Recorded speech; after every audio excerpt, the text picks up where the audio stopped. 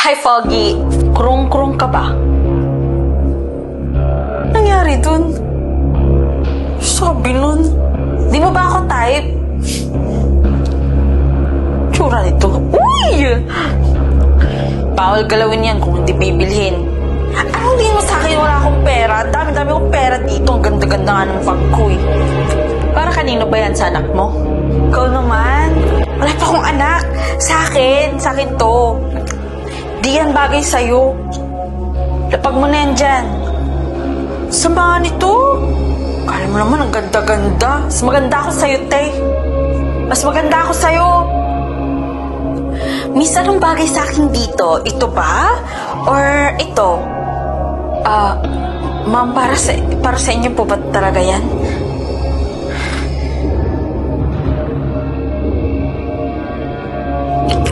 Ba't ganyan naman tingin mo sa akin? Hindi ko ito nanakawin. Bagay po ang pareho yan. Bagay po siya pareha sa inyo. Bibilhin ko tong dalawa dahil bagay na bagay sa akin to. Wow, Bar! May ID ka ba?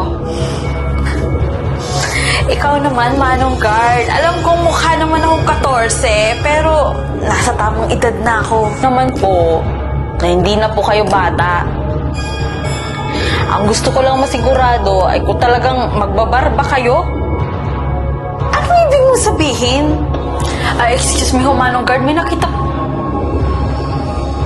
Okay na po, nahanap ko na. Kanina pa po namin kayo nahanap. Saan po kayo nagpupunta?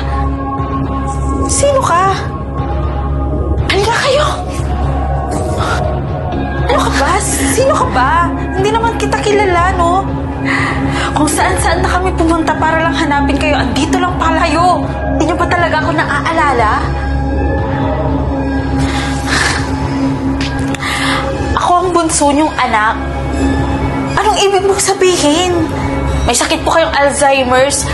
Tsaka yung mga suot ninyo, hindi na masa kung ano ang edad ninyo.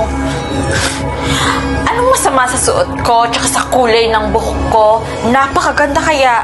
Inggit ka lang, no? Kasi yung kulay ng buhok mo hindi napapanahon. Oh, ito salamin.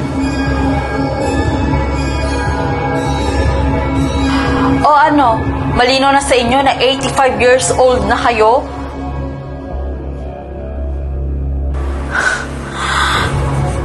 Naman, kung bukas ang pinto, huwag kayong umalis agad-agad. Basta-basta na lang kayo maalis. Tara na, umuwi na tayo.